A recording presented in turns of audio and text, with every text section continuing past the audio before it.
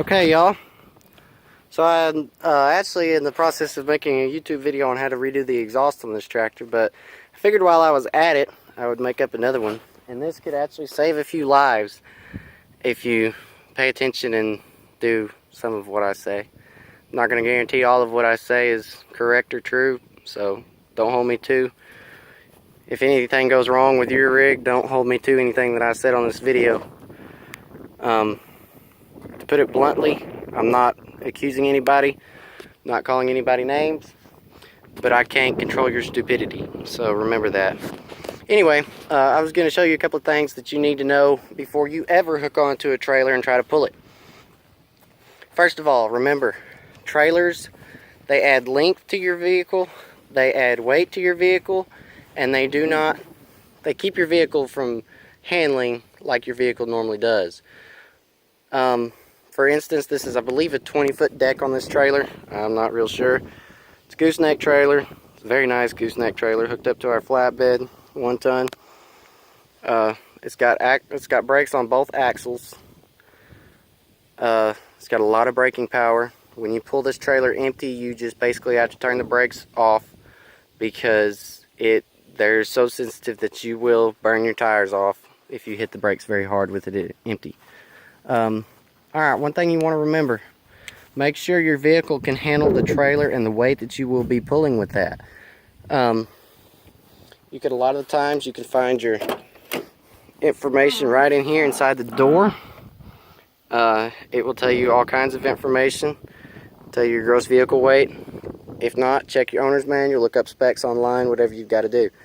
This truck is equipped with a 5-speed manual transmission. That does help you when you're towing. First of all, because you can control what gear you're in, so you can control your speed a little bit better. Second of all, you can downshift when you're coming to a stop or when you need to slow down. To me, I just prefer a manual because I like to control what gear I'm in.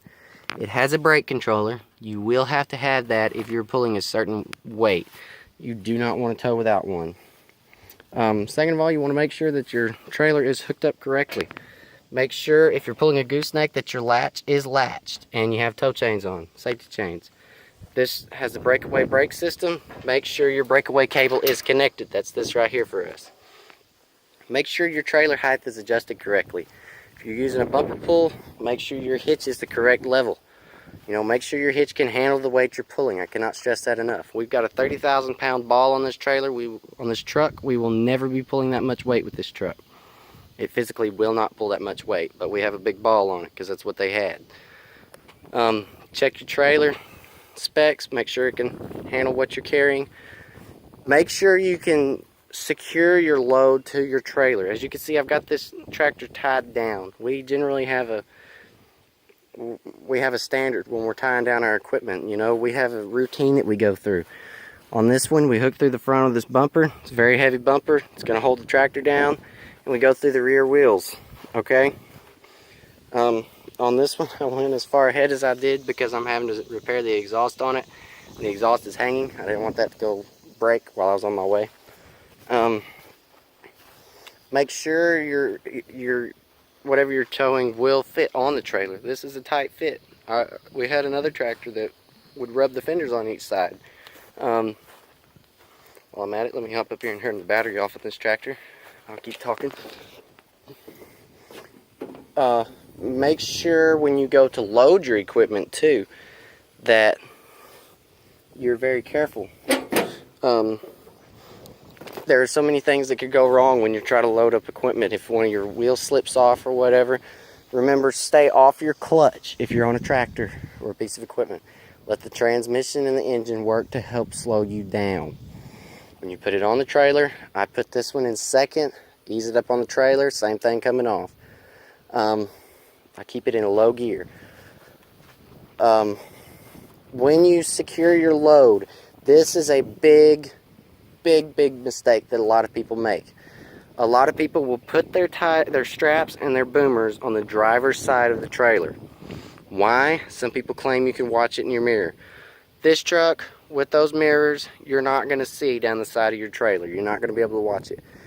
Personally, I don't care what kind of truck you have, what kind of mirrors you have. You put your boomers and your straps on the passenger side. So if you're on the side of the road redoing your tie downs, you're not out in traffic on, you know, I-20 or I-35 or whatever, on an interstate or a busy highway, redoing your straps. That is a big no-no. Do not put your tie downs on the driver's side. That is just pure safety right there. Because when you get a few miles down the road, if you're going on a long haul, you want to stop, because these chains, they might be tight right now, but as this tractor shakes and this tractor moves, it's going to get some slack in the lines, because stuff like this link is going to shift right here and stuff like that. So my boomers are tight right now. I suck them down as far as I can. I'm kind of pulling the tires down on it. Try as best you can not to pull your tractor to the front and the back of the trailer and just hold it that way. Try to tie it downward so that you're holding the tractor on the trailer. You're not just holding it from rolling around. Because in the event of an accident, you want your load to go with your trailer. Personally, that does not sound all that fun to me, so I don't ever want to flip a rig. But the law, at least in Texas, requires that your load stay on the trailer if there's an accident. So I could have gone to the pocket right here and the pocket on the front, and it would have kept the tractor on the trailer, but it wouldn't have kept it from bouncing around. This is a pretty heavy tractor, but you'd be surprised when you get to bouncing down the road. Okay, when I hook my chains, I ratchet them down, and I wrap, especially with a breakover boomer, or true boomer, I will wrap my chain around the handle, put a piece of baling wire around the handle, something to keep that from snapping loose. And be so careful when you're using those, because if you slip or something and you have your jaw over that boomer and it slips and comes loose, it will break your jaw. I've heard of stories of men that have slipped or whatever, their boomers have come loose and knocked their jaw, broken teeth. You don't want to do it. I wrap my chain around this one too. This is probably going to flip down, so I'll just leave it like that. Make sure your jack has got clearance too. You want to make sure that's up off the ground. Make sure there's nothing going to catch on the side of the truck. Like that was supposed to flip up and stay up, but it didn't do like I wanted it to. Anyway, that's a different story. You know, nothing's going to grab. With this trailer, I've learned that since we have to run our cord down the back, watch the stake pockets on the back of the trailer, because it will hang that pigtail. Another thing to remember is you're going to have to turn a whole lot wider with a trailer than you do your regular car, because just think about it. That's why you see on 18-wheelers they say makes wide turns, because there are too many people that try to pull up beside an 18-wheeler when he's trying to make a right turn. They pull up beside him trying to get up ahead of him, and he's actually turning and he'll come right into him.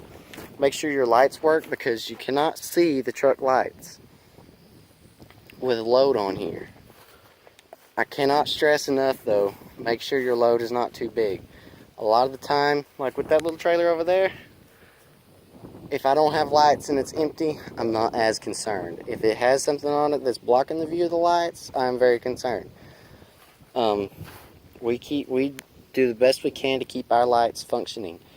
Like I said, stop a little ways down the road and make sure your chains or straps or whatever is still tight. Something shifts, make sure you correct it before you go on. You do not want to have something on the side of the road. Make sure you got air in your tires. That's a big plus. The dualies, I like the dualies because they help give you some stability, but they add weight, so they take away from your pulling power sometimes. Anyway, another thing is your braking distance. When you have this big, 7,000 pound tractor on here, plus an implement on the back, you're not going to be able to stop this truck in the space that you could with just the truck. This trailer is heavy, the tractor is heavy, and make sure your brakes are adjusted. My dad, somebody told him that to adjust your brakes in an automatic, especially, you've got two dials here. You've got this dial and you've got this dial over here on the side, right here. This is your emergency right here. You pull that, see how that light just went red? Okay. I can't remember on this one. One of these sides on this particular controller is your braking power. I believe it's this one. The other side, let me know if I'm wrong, YouTubers. This side is your sensitivity. This controls how far down you press that pedal before it engages your power. With a light load, keep your sensitivity turned down, you keep your power turned down. Now this light right here, if you'll notice when I press the brake, let me turn it up here, it changes color. That's your braking power. Some of them have a digital gauge on there that tell you what your power is. This particular Voyager XB model does not. Anyway, what my dad taught me was, in an automatic, if you'll let off your brake with it in gear, and you pull this emergency button, your braking power should be set so that it stops the truck and the trailer from moving. In a manual, it's a little bit more difficult. You have to, like in this truck, first gear is so low that it'll pull the house down nearly.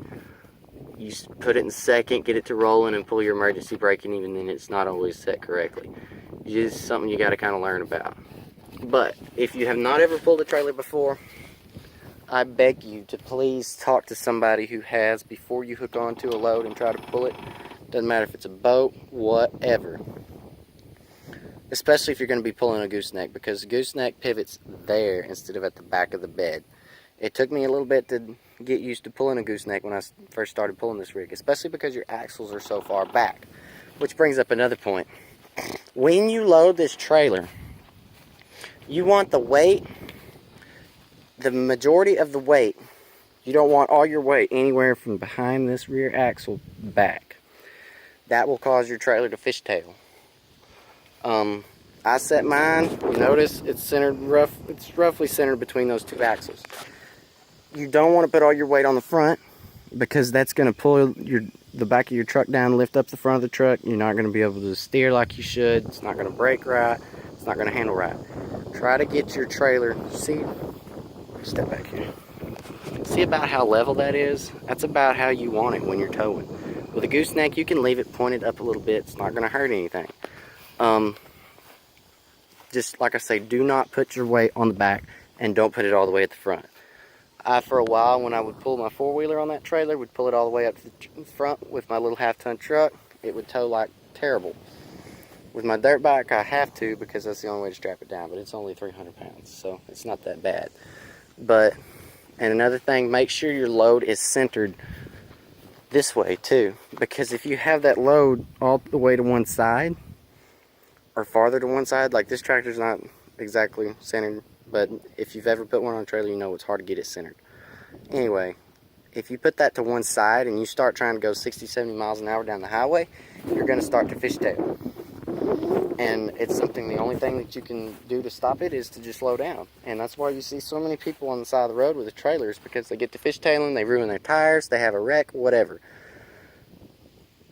Just beware of people that you see their trailer fishtailing. If you try to go too fast with this rig, you will have problems. It might be fine cruising around town, 30, 40, 50, 60 miles an hour. You start getting up higher. And I also don't suggest you go any higher than about 65 or 70 with the trailer. Try to keep it under about 65, because you're going to ruin your tires and your axles. They're just simply not made for that weight and that speed, even though they are made for it, made for it. So anyway, that's a few things. When you're around somebody with a trailer, give them space.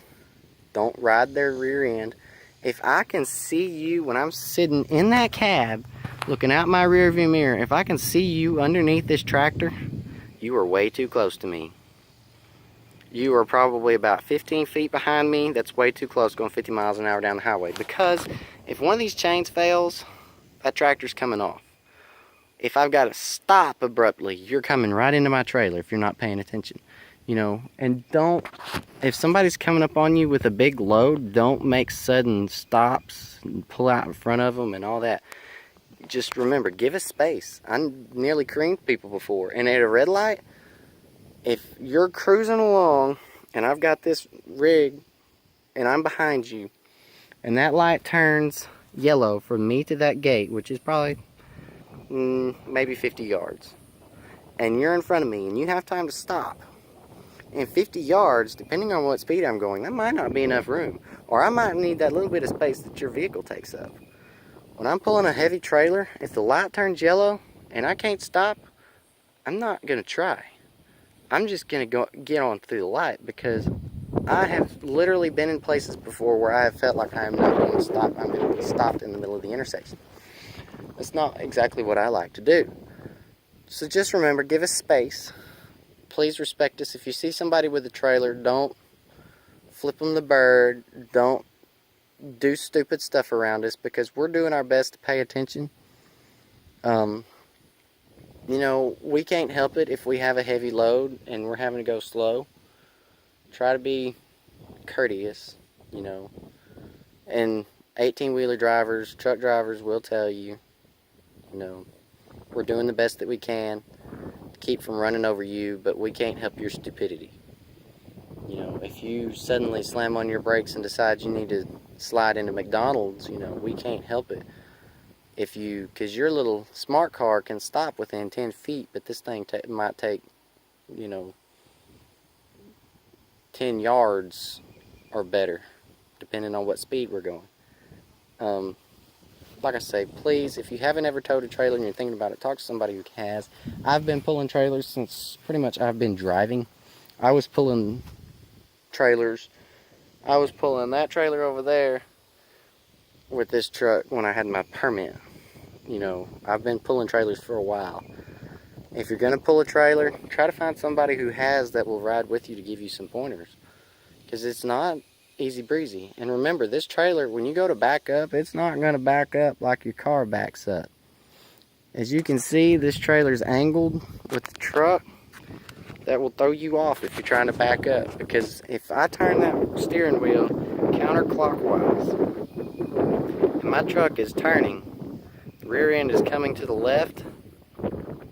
Yeah, if you're sitting in the cab, the rear end's coming to your left, to the driver's side. The rear end of that trailer is going to the passenger side. So remember that. The rear end of your trailer is going to go the opposite direction of the direction you have your wheel turned. So don't just try to back up and all that kind of stuff when you haven't ever pulled a trailer before. I would not suggest it at all. But anyway, that's a few things. I urge you, please comment. Anybody, if you found something I said wrong, please comment. You know, I make mistakes too. Let me know and I'll correct them. So just everybody be safe, and if this video helps you, share it with somebody else. You know, let's save some lives, because all too many people get hurt, killed, you know, permanently injured because of they were pulling a trailer and they didn't know how, or they were around somebody that knew what they were doing but they were acting stupid. You know, just everybody be safe. Y'all have a good day. I've got to redo the exhaust on this tractor, so I've got to get to rolling, and the video is nearly 20 minutes anyway, so I've been talking for a long time. So like I said, like it, share it, comment, don't hate. If you don't like it, dislike it, but don't hate on me. I'm out here doing the best that I can, trying to save a couple of lives with my knowledge. So anyway, thank y'all. Have a good day.